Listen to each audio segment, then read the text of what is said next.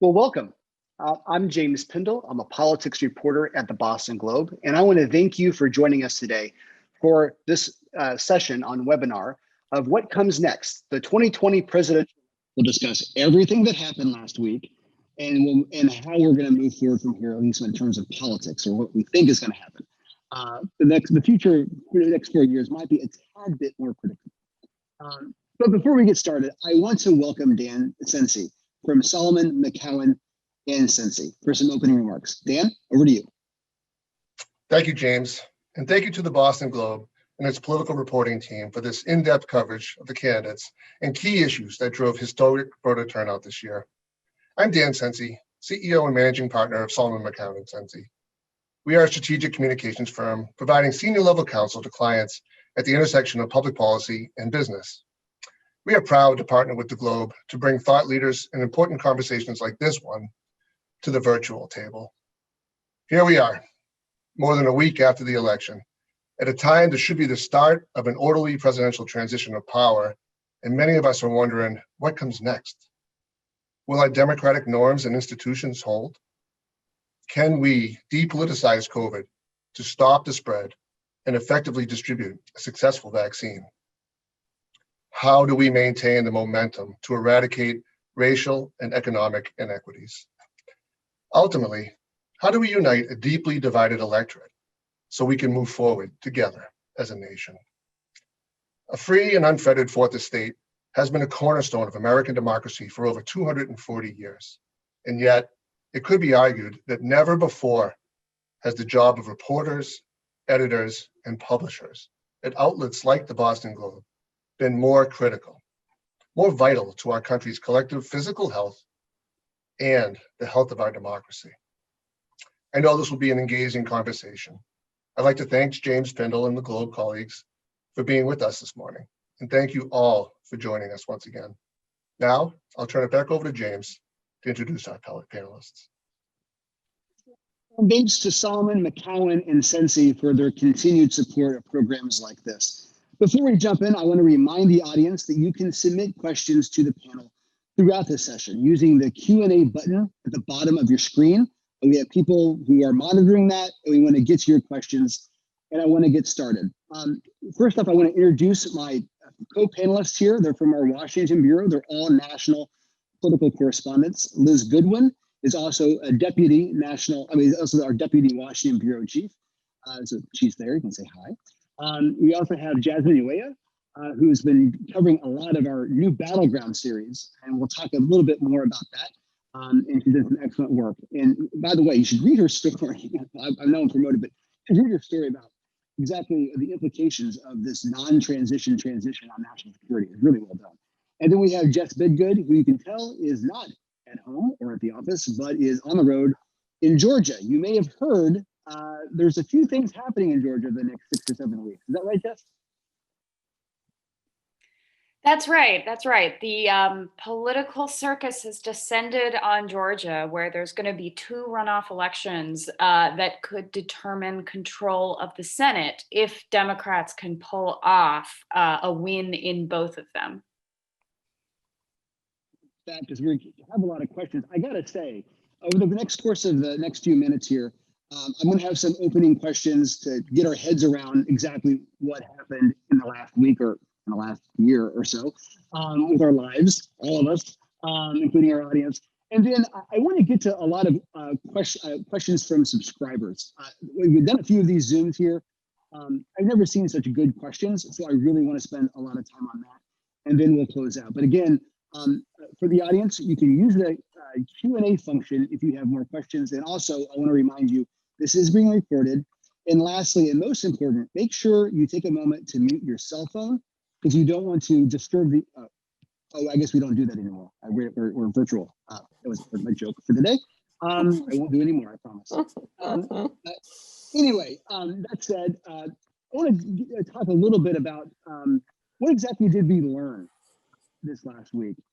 Jasmine, do you have any thoughts on what exactly we learned? Yeah, I mean, I think we learned the importance of taking voters of color, including voters of color in the political conversation. I mean, you know, we made huge gains Democrats made huge gains in Democrat because of all the work Black voters did in Arizona, grassroots organizing from Latino voters, I think really, really made a difference. You saw the fruits of that labor. And I also think you saw the consequences of that when you have a large slice of the electorate that is not being paid attention to, that is not being reached out for campaigns, and that are just up for grabs, like in the Rio Grande Valley, in South Texas, and in South Texas, Trump saw huge gain, some really large swings there from Latino voters. And the political story in Texas, the big political question in Texas has always been, is Texas a Republican state or a state that just doesn't vote? And part of that reason is because Latino voters haven't gone to the polls in the numbers that they have. But it seems like Trump made some inroads there with people who felt that they hadn't been included in the political conversation for a long time. Very good. I understand there were some mic issues with me. Hopefully you can hear me better now. Is that better? Good. It is better, yeah. Awesome. So Liz, what did you think you learned in this election? Yeah, I mean, it's kind of like coming in pieces because of how weird with the early vote, how we've learned the results over time. I feel like the narrative has shifted too with that. But I think for me, I'm kind of wrestling with this idea that, Democrats are able to, win a presidential election by having a very moderate person just saying decency, soul of the nation, unity, Republicans and Democrats. That actually worked for Biden, right? He did get people who voted for him who were clearly Republicans or had never voted for a Democrat before. But it didn't work for House Democrats and Senate Democrats. Those same voters were not checking their names off as well. So I think it's kind of this, as Democrats are kind of wrestling with what does this mean for them going forward and their message and their policies. It's just kind of interesting because this might just be a unique election where, there was a lot of odd realignments that happened that might not happen 4 years from now. And so that's kind of an interesting debate to watch. Jess, you're still muted. I want to, you have big picture takeaways. I want to hear them. One thing we have not discussed yet is people are kind of wrong about Republican enthusiasm. It was through the roof. I mean, they voted in big numbers. They didn't win the president's race, but better than people thought.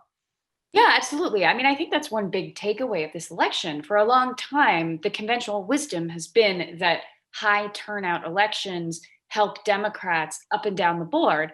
And this ties into what both Jasmine and Liz were saying, but this is an election where we saw enthusiasm absolutely through the roof.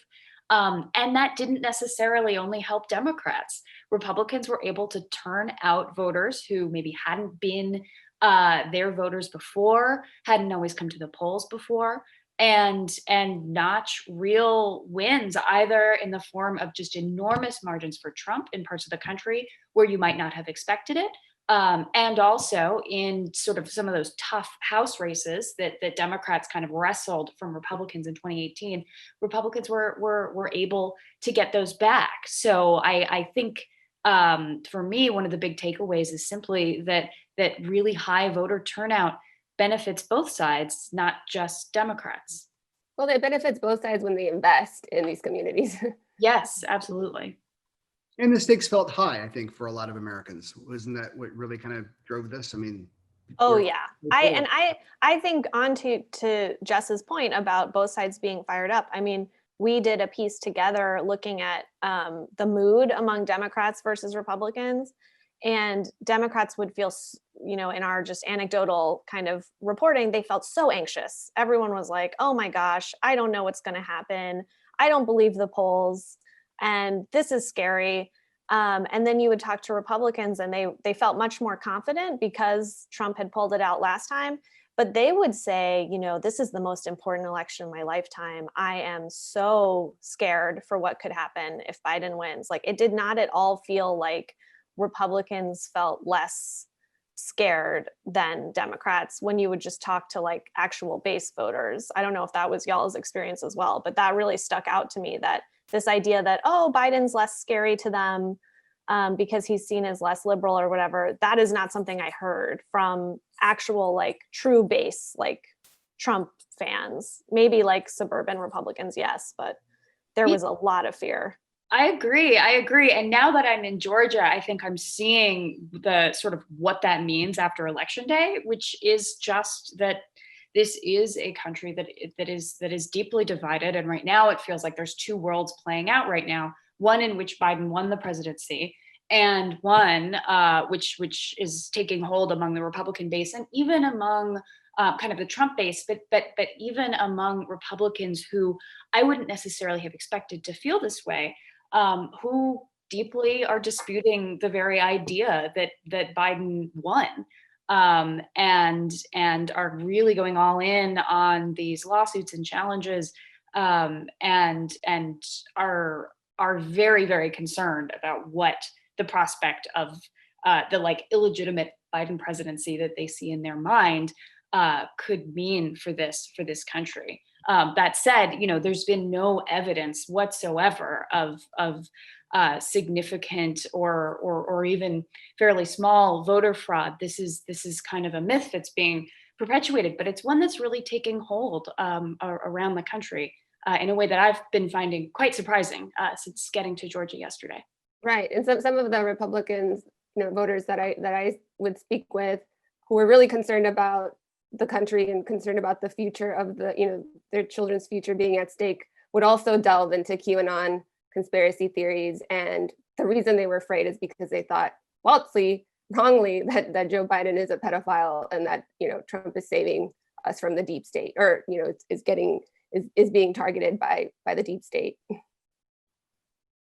And I will take a moderator discretion to say one thing which we should pause and say, because we're hitting around that a little bit, which is, well, we're going to talk a lot about Donald Trump and a lot about Joe Biden. We should talk, spend 2 seconds discussing this election kind of went off without a hitch. And it's pretty amazing. We totally changed how people voted in the majority of states. Some states had vote by mail. Others didn't. We had deep concerns about dramatic misinformation campaigns, not just from Russia, but apparently China was going to be better at it this time. Tons of pressure and allegations about, stuffing ballots, all this stuff. So credit to voters, credit to secretaries of state, and credit to the volunteer election workers who are the real heroes here for actually kind of pulling off a pretty impressive thing in the middle of a pandemic.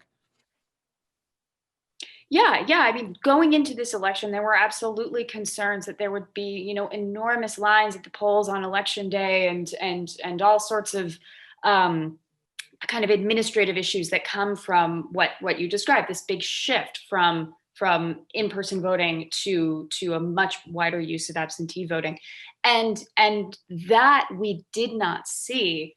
But I do think we're seeing a lot of misinformation going around now, including much of which is coming from President Trump and other top Republicans, really kind of seeding unfounded concern about voter fraud and the integrity of the election. So while absolutely the operations day of went very smoothly, and even a lot of the counting kind of went faster than I think some people were expecting, I do think we're going to be living with the consequences of disinformation coming from the president for quite some time. Yeah, and it's disinformation because it is intentional. It is the intention to deceive. It's done with the intention to deceive. Liz, what did Joe Biden do right? How did he win? Yeah, I think Or by the way, did Trump just lose? exactly. No, I mean, I think if you look at the one thing you can definitely give Biden, he was very consistent, right? He didn't change up his message. He didn't get freaked out when Democrats were like, oh my God, he's in the basement. He's definitely going to lose. He really stuck to his guns on just like, you know what, this election is going to be about COVID. It's not going to hurt me to be looking like I'm playing it safe. And he also was like very focused on having this unifying message, because it was true that when you look at what voters are kind of concerned about, they didn't like overall, like Trump being sort of chaotic seeming or making things worse in terms of unity. People are afraid about like the country fracturing. And so he stayed really, really focused on that. And you can see in the results that he was able to attract voters that down ballot Democrats weren't by having this kind of moderate unifying posture, right? But the question I think is for other people is like, is there other ways he could have done it? Because you can look at the same situation and think like, wow, Trump was like a pretty weak incumbent here. Like, were there other paths to victory? Was there another strategy that would have worked? Or was this the only way? Which obviously Biden allies are saying like, no one else could have pulled this off. This was the only way to get to the White House with these circumstances. And I'm not quite sure like where I fall on that really. It worked. So it was obviously the right strategy because it worked, but I don't know if it was the only strategy.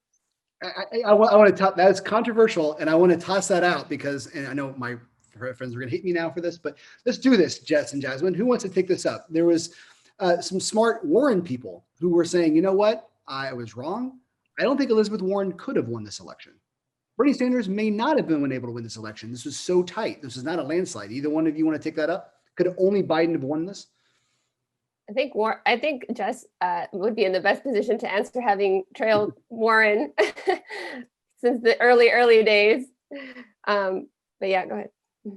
Okay, sure. I think that, I mean, Warren's vision for how she would win this election was fundamentally different than Biden's, right? It was more similar to Bernie Sanders in that it was about, trying to use big, bold ideas to activate Democratic enthusiasm in a way that they did not think that Biden would do. But certainly in my travels kind of around the country in the general election, including a trip I made back to Des Moines just before the election, I think a lot of Democrats have come around to the idea that it had to be Biden, that this wasn't, given the threat that they saw from a second term of President Trump, ultimately a candidate that rightly or wrongly many saw as the candidate of caution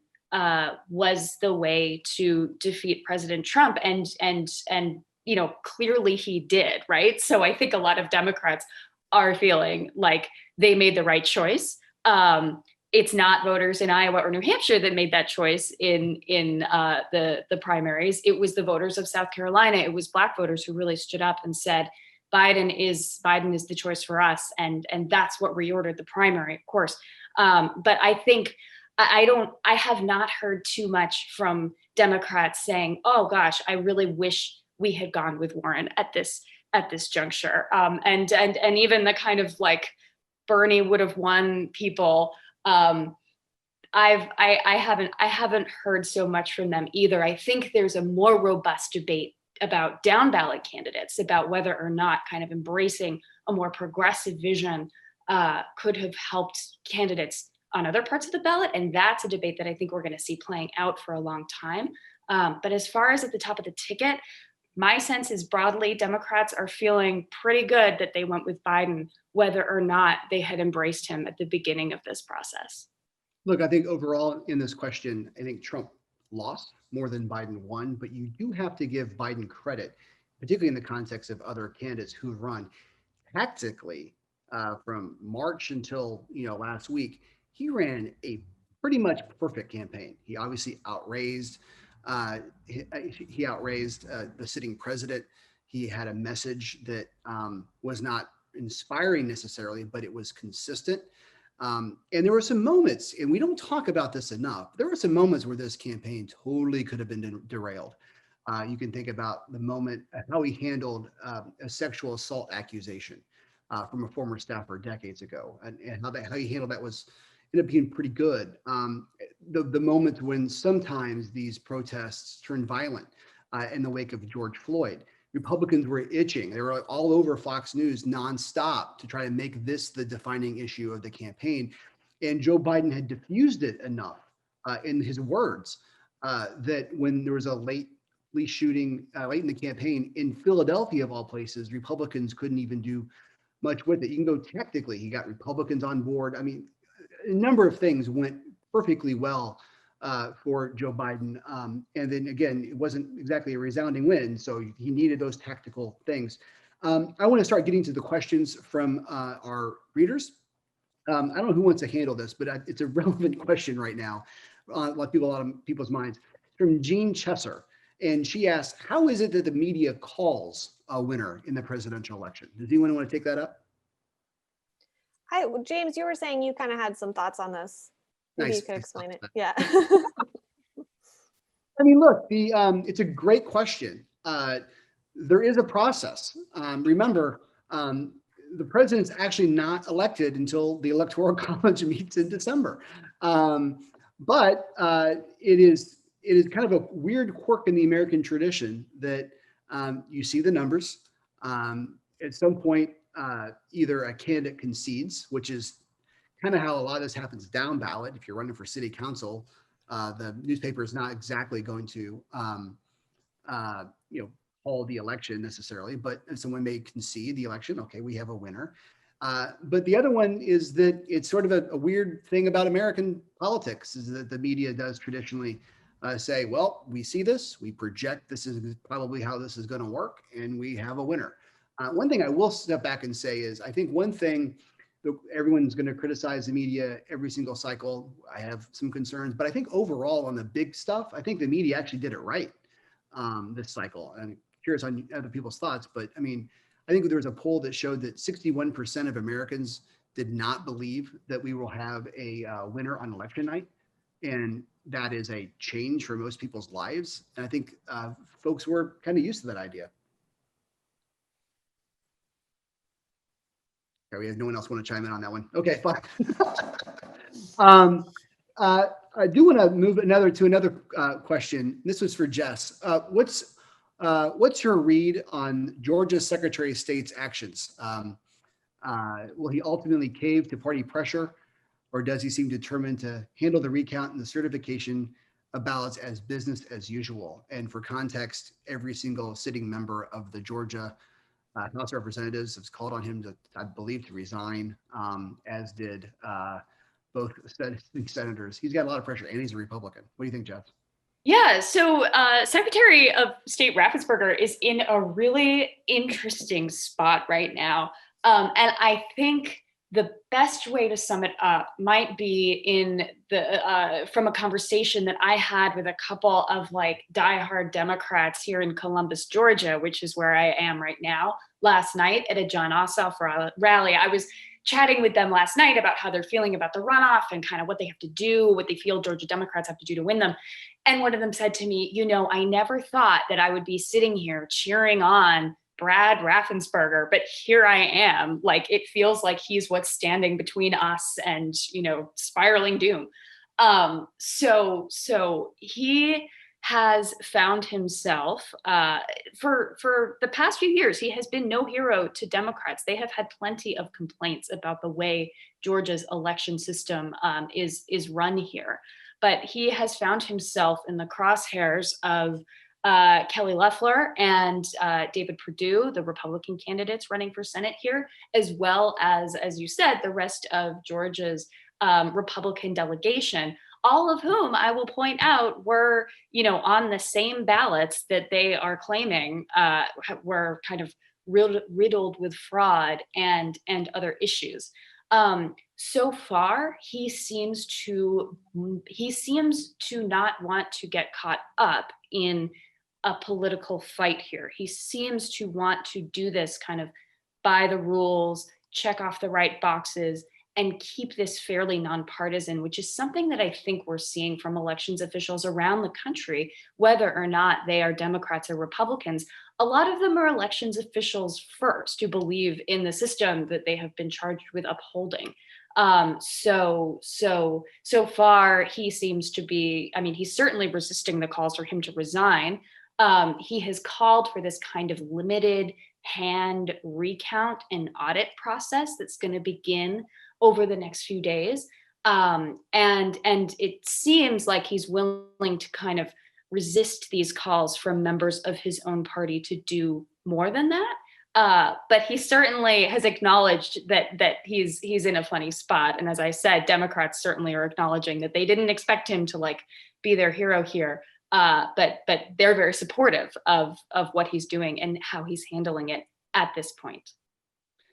Thank you. Liz, one thing that the Washington Bureau did so deeply was cover some of these battleground states that were particularly in the upper Midwest that were very critical this election. Wonder when you look back on that series in light of the results, what thoughts you had?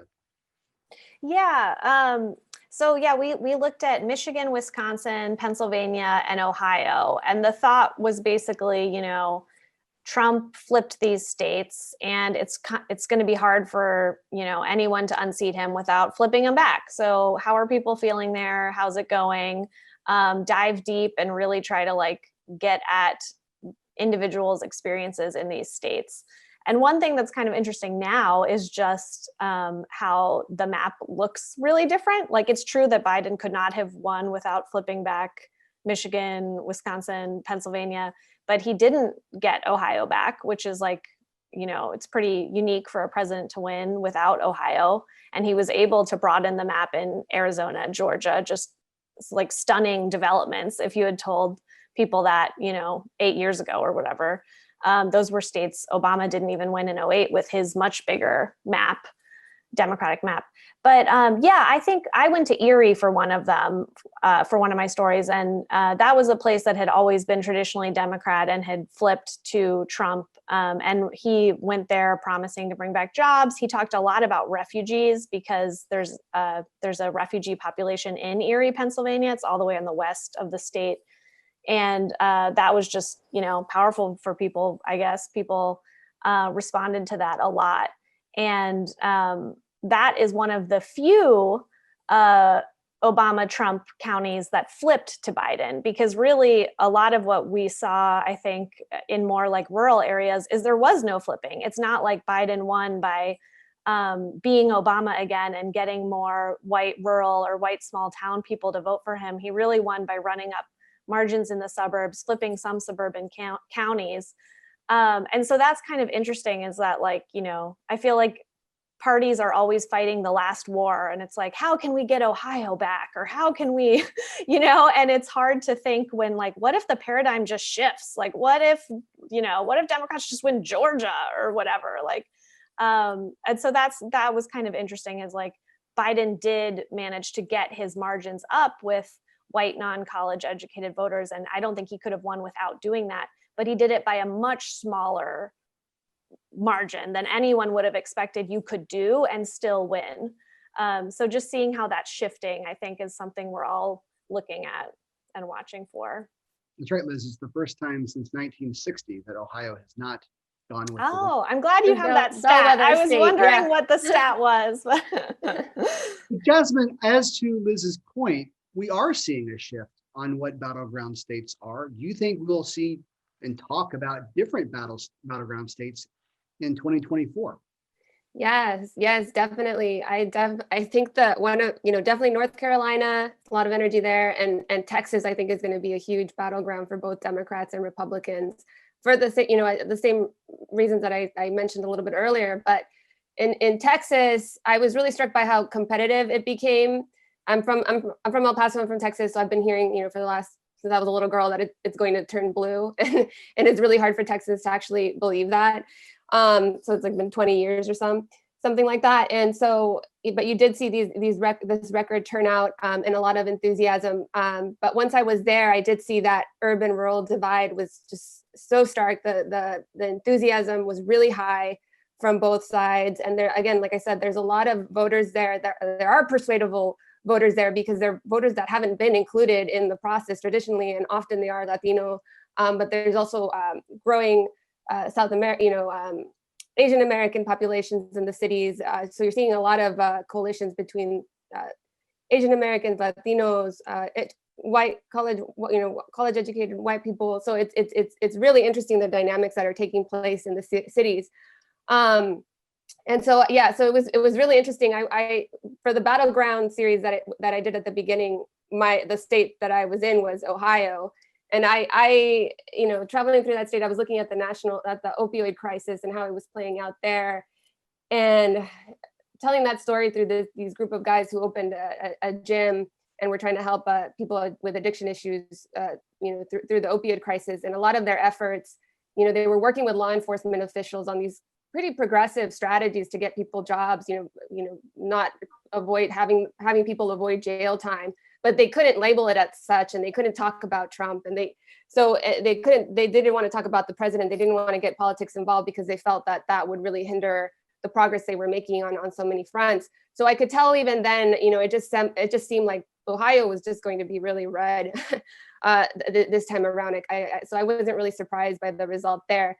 So this time around, I spent a lot of time in Texas and Arizona, and that was really interesting to see the dynamics there as well, because in Arizona, you have had, you know, you have had anti-immigrant initiatives. You have had this really harsh rhetoric against immigrants and Mexican Americans, and you know, it's led to policies that, you know, have been rightfully criticized for profiling Latinos. So you've seen that over the last 10 years, this kind of you know, growing Latino political power there. And then you were also seeing the you know, seniors were really upset with Trump's handling of the coronavirus pandemic. Veterans were really upset over his comments. So so even though you had some of the same dynamics in Arizona and Texas, the differences between the two were pretty interesting, because Arizona is still, you know, the cities still dominate the vote. You know, a lot of the vote comes from Maricopa County. So you know, that was the conversation ahead of the election. Was Arizona going to flip? Was Texas really truly competitive? And I think I wasn't too surprised by that either. I knew that Arizona, it just seemed like a lot of the forces were there to flip that state, but it like I said, the enthusiasm was from both sides in both places, but I think it was a matter of geography that really made the difference. Jess, I want to ask you one of the questions from our audience. It's a good one. What do you think the future of polling is? And as reporters, as when you look at polls differently, and I'll put it back on Georgia. I think I don't know how I'm going to describe this in a articulate way. I think the moment everyone's going to go bonkers is when the first poll in Georgia comes out on these Senate races, and everyone treats it like, okay, this must be the word of God. This person is losing by 3 points. And after this just happened, these polls being so off in certain states, what are we going to do here? What's the future of polling in our coverage of it? Sure. So not to be like a polling apologist, but the polls in Georgia were actually not that far off. I mean, polls predicted that Georgia would be an incredibly close race between Trump and Biden, which it was. And actually, the polls did a pretty good job with the 2 Senate races as well. I'm not saying that the polls that come out in the coming weeks about these Senate races are going to necessarily be just as good or just as perfect, but Georgia was a place where the polls were actually all right. In contrast with a place like Wisconsin, where you had respected polls showing Biden up by as much as 17 points. That was what the Washington Post poll said. The Times poll said 11 points up kind of in the final weeks. And other sort of super respected in-state polls had Biden up by 5 or 6 points. Clearly, that's not what happened, because he won by a margin of 20,000 votes. So I do think there is a great deal of soul searching happening among pollsters. They're asking themselves questions like, is this literally counterproductive? Is it just not helpful? Did we make the adjustments? We made some adjustments in 2016 when it comes to, the weighting of voters with various kinds of education.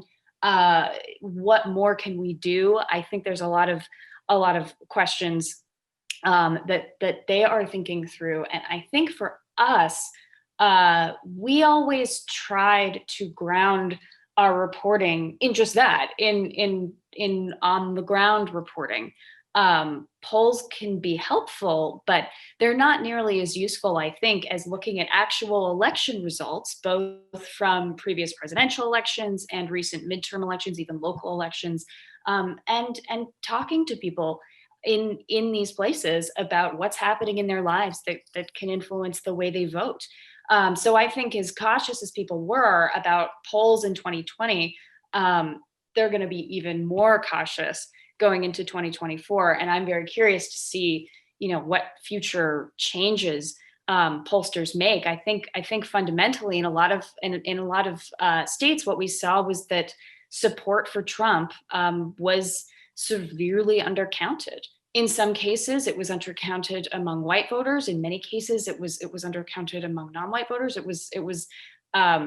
I think pollsters are reckoning with the fact that they're not doing a great job of counting up support for Trump. And I'm not a pollster, so I don't know how you fix that. But I know that is a question that they're working through now. And in fairness to pollsters, we are in a moment of political transformation in terms of political parties. It's very hard to model. For example, there's been a lot of Black men who have left the Democratic Party for the Republican Party. And people don't have their head around that. You saw Trump make a big play of that in the convention.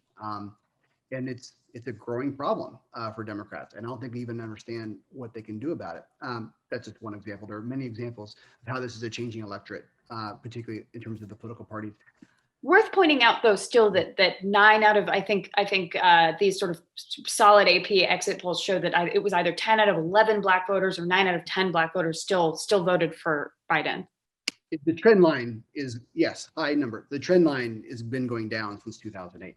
I'm getting a lot of questions, so I want to make sure we address this from our subscribers and readers about what happens next.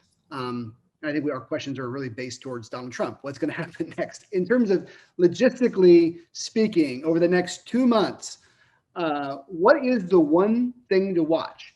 I'll let anyone answer this. Is it George W. Bush? It was Karl Rove in his op-ed today in the Wall Street Journal saying it's over. Is it the GSA? If you want to really get down into it and says, okay, we're going to, an official in the administration says we're going to begin the transition. Is it Mitch McConnell? Like how do we have a peaceful or non-peaceful? How do we transfer power here? Does anyone have any a take on what to watch for? There are a lot of questions about this. Yeah, I'm definitely watching for what happens once the states certify results, because from what I can tell, the Trump administration is kind of saying internally that until the Electoral College votes, no one's won, which that's in December 14th. That's a really long time from now. So I think for me, I'm curious, okay, are Republicans going to start to say, oh, this is too much earlier once states certify, or are they really going to let it go all the way to the Electoral College vote? And most of the people I've chatted with who are like, kind of experts in either like national security or just like open democracy type expert people, they're worried about what happens like once you push this move after certification, because a lot of people are saying like, this is weird right now. This is really weird, but it's much more worrisome to me if like all these states have certified, yes, Biden won here, and Trump is still denying it, and Republicans are still backing him up. Like that's a much bigger statement than what's happening right now, which is like, oh, I have legal challenges and the results aren't official yet, right? That's like a different territory. So that's what I'm waiting for. What about you, Jasmine? Yeah, I mean, I was just speaking with national security experts yesterday, and former longtime military officials and people who have been in the space for a while. I think they're very concerned about the interim because of what's happening, like what just what's being fed, what that's seeding in the public consciousness, and that doubt that is that Republicans are creating in almost half of the population, half of the population. And then also just the national security concerns. I mean, this is a period where it was interesting. I spoke with members of the transition team, people who had been members of the transition team of both, Republican and Democratic administrations, people who had helped with the Bush transition teams.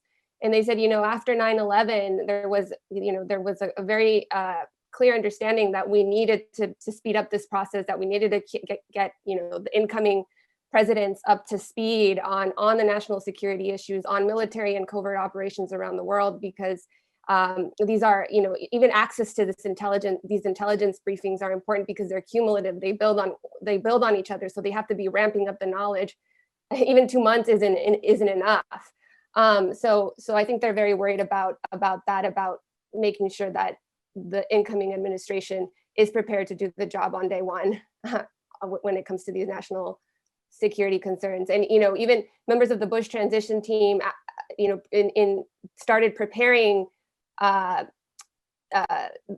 Democratic candidates. They were doing briefings for Hillary Clinton and Barack Obama more than a year before the election even started. We didn't even know who was going to win. They were doing it for Hillary Clinton, Barack Obama, John McCain, non-classified, briefings on non-classified information, but just to keep them up to date on what was going on around the world and giving them that window into the world through the lens of the presidency, because they knew that any one of these people could win and they needed to be prepared. And so it was really interesting to hear from Republicans, these former top Republican officials saying this is just the responsible and patriotic thing to do. It doesn't preclude Trump from continuing to battle this in court if we start getting people prepared now. Jess, I don't mean to make you constant Georgia girl on this, but So I'm sitting in Columbus, so it's okay. I'm sure it's warmer. Thank you for reminding us all in New England. However, I keep hearing from senior Republicans in Washington that it's fine. The whole thing with Trump right now, and this is all a game, because it's all about the Georgia Senate races and keeping the base fired up. Is that actually what's happening here? The runoffs will be on January 5th, and then after that, okay, fine, we'll leave the White House. Or is this what's going on here? I think Republicans do see an advantage to giving people in this state and Republicans around the country who might be willing to open up their checkbook one more time for another race this year, a reason to be angry and a reason to feel motivated and stay in the game. Certainly, I went yesterday to a rally where Senator Marco Rubio of Florida appeared with Senator Kelly Loeffler, the incumbent who's defending her seat for this special election. And in the crowd there, you had a lot of Republicans who basically said that verbatim to me. We feel this has been stolen. We are angry. And the way we fight back is by winning these races. So if that is indeed Mitch McConnell and other top Republicans' calculation here, it certainly does seem to be motivating people on the ground. But that said, it's kind of a double-edged sword, because if you are trying to motivate people by questioning the integrity of the very system that they are about to use again to vote, that comes with some risk. And at the same time, I think Democrats here who worked so hard to flip the state to Biden, who didn't, currently their margin stands at 14,000 votes. Georgia flipping blue is the result of years and years of really grassroots county and local organizing by people who feel deeply invested in that. And what they have built here is it's in the driveway, the keys are in the car, it's still running. And they feel really motivated to turn out all the voters they turned out on November 3rd, and then some. They're still out, they're still registering voters. So you have two sides here that are super fired up. And the claims about the integrity of the election, I think, are firing up both sides. Liz, I want to get to a question from Morton Hoffman, and it's representative of the last question. We have so many good questions, so thank you for submitting them about Mitch McConnell.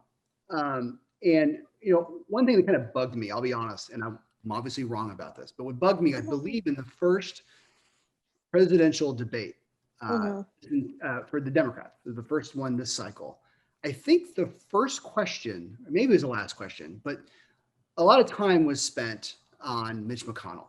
I think Chuck Todd asked the question or something, and it was like, how are you going to handle Mitch McConnell? And it just seemed like both relevant, but also kind of a weird for the first debate to, tactically whatever. Suddenly quite a relevant question. I'm wrong. It was quite relevant. I'm not in Georgia like Jess is. It does feel like if Democrats pull off both seats, that'll be something of a surprise, something of an upset. And also interestingly, I don't think anyone's going to ask Joe Biden, who just won the state, to show up. I kind of have a fun aside. But Liz, looking forward, because all these questions are about looking forward, say the next 2021, even to 2022. How do you see this relationship with Biden, McConnell, and Pelosi to actually get anything passed, whether it's small deal stuff around COVID or it's big stuff? How do you see this working? Yeah, I think so. This is something that like Biden's allies are really pushing, is this idea that, the reason why Biden's the man for this moment is he knows Mitch McConnell. They go back. McConnell was the only Senate Republican to go to Bo's funeral. And Biden, Obama would send Biden to the Hill whenever he really needed to get something done, yada, yada. So there's a lot of like optimism talk from some of like Biden's allies about this relationship. But I think if anything, that's only like kicking up Democrats' PTSD.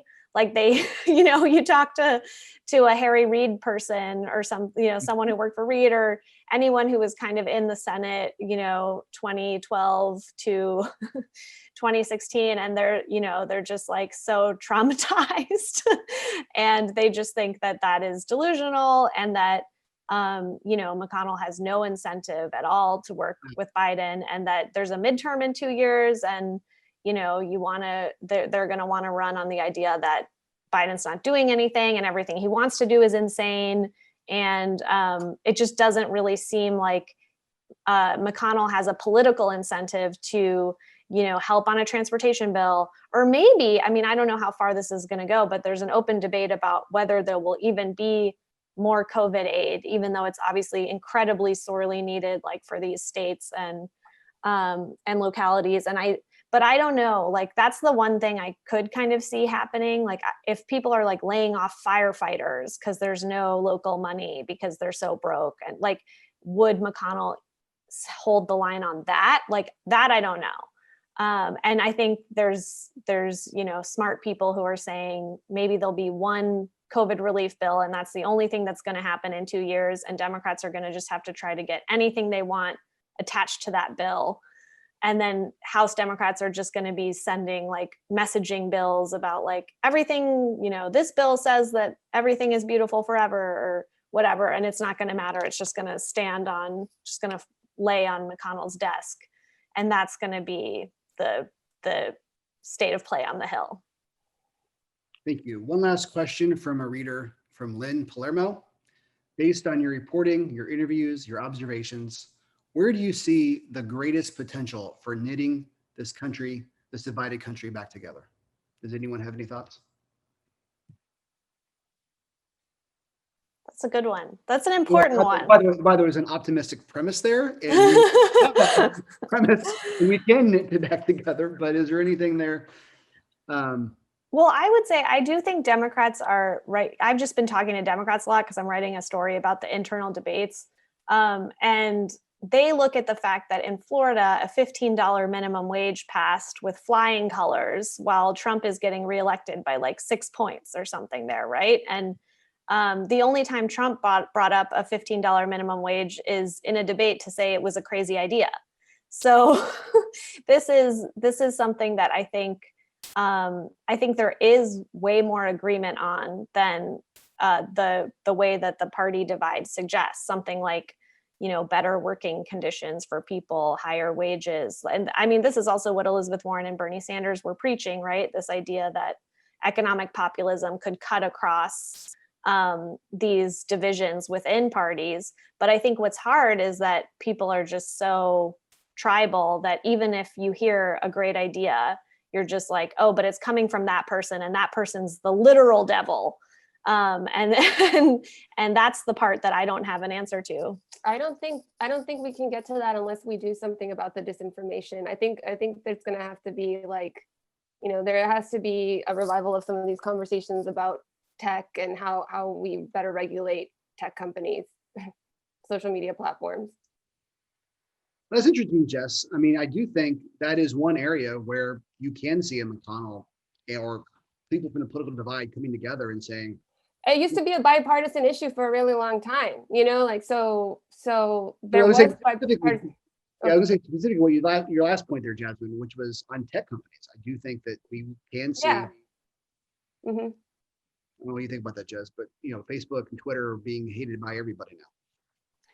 Yeah, I mean, that does seem to be one area of bipartisan agreement, although in part, right, it's because Democrats view it as a source of disinformation and Republicans believe they are being censored on these platforms. But the anger at these platforms, I think, is broadly bipartisan. And I really agree with Jasmine that it is so hard to imagine healing or consensus in this country unless there's a way to set disinformation aside. And given how insidious it is, you know, it's not just on Facebook, it's not just on Twitter, as Jasmine has written about so well and so vividly. It's on WhatsApp, it's in people's group texts, it's just everywhere. I don't know what the answer is, but I do think that's a huge part of what is standing in this country's way of healing right now. I did not expect those answers, but I think they are it's very smart because to focus on disinformation and information. I don't know if we're gonna have piecemeal policies or something. I mean, people are exhausted. That is definitely true. But what's interesting when you guys bring up the information is that, you know, when I started covering politics 20 years ago, we agreed on facts. And the political parties would debate who is to blame for those facts or what's the best way forward based on the current facts. And they would debate that. And then we started moving in, you know, during during George W. in that era on debating the facts in terms of, is that true? Is that not true? I mean, obviously WMD being part of that, but like other things in terms of news stories, like, is that a true fact or not a true fact? And you saw that's where the guidelines were. Now we are in completely different news environments where we're not even debating, you know, the facts. We're not even debating any of that or where we should go forward. We're debating two completely different worldviews. What is on conservative media in terms of the headline is completely unrelated on what's on the liberal or even mainstream headline of the day. It's just completely different what you think is important today. And so I think that is very smart for you all to bring that up. We are just about out of time. So I want to thank my panelists as well as all the people in the audience for such great questions and joining us. But before we go, I do want to hand it over to Dan for one last time to close us out. Dan?